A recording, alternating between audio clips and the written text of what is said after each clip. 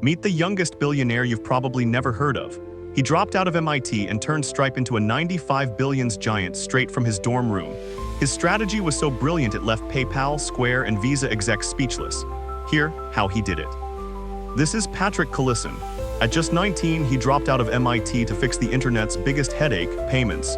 Back then, PayPal was a nightmare. In 2009, accepting online payments was a total mess. PayPal integration took 7 days and a 100-page manual. Failed payments cost businesses 40 billions a year. Patrick saw an opportunity hiding in plain sight. His idea, make payments insanely simple. Instead of 500+ lines of PayPal code, Stripe needed just 7. Developers could now accept payments in minutes. When Patrick pitched this to PayPal execs, they laughed.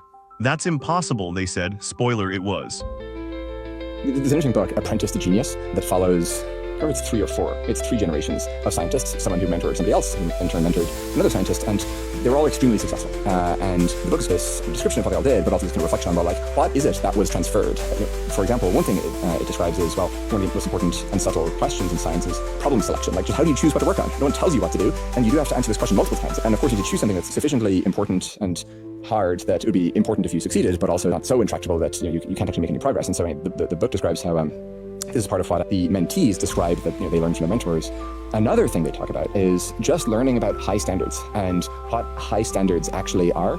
When I talk to people in other domains, this is so frequently the thing that I hear from them, that when they worked with X person or at Y organization or in Z environment or whatever, that they learned what great actually is, and that just permanently changed their sense for what their own standard for their work ought to be. So maybe one version of what people in their 20s should do is get some ideas to domains you're interested in or care about, but then figure out where can you learn the highest standards, where are the highest standards embodied, and where can you go and experience that firsthand.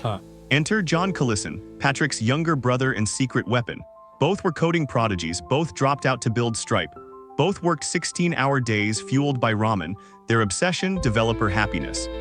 Richest person in every country, this is John and Patrick Collison. The brothers are tied for the richest people in Ireland and made their money through their shared company Stripe. They started the company in 2010 with funding from Elon Musk and Peter Thiel, and by 2016 had already become the world's youngest self-made billionaires. The payment processing company has continued to grow their fortune, with each brother having a net worth of around $11.5 billion. Y Combinator's Paul Graham called their demo suspiciously good. PayPal's founder Peter Thiel was so impressed, he invested $2 million. Stripe was just getting started. Their first office, a cramped 2-bedroom apartment with 6 people coding non-stop. Their mission, increase the GDP of the internet.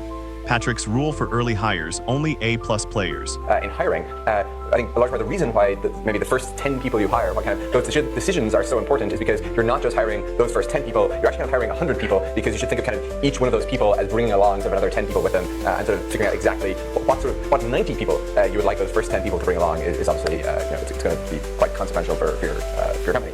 2011, Stripe launched publicly, and their timing perfect. Shopify was booming, app stores were exploding, SaaS startups needed payments fast. Stripe delivered.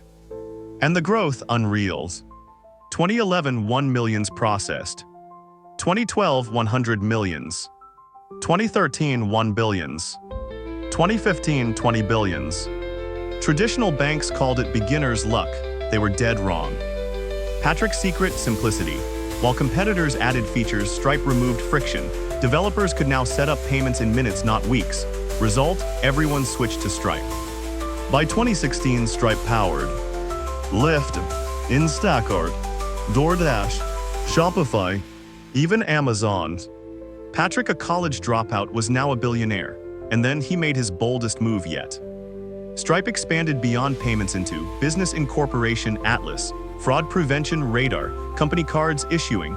Each product simplified another painful problem. 2021, Stripe hit a 95 billions valuation, more valuable than Goldman Sachs, BMW, General Motors, Target. Patrick's age just 32. Key lessons from Patrick's success.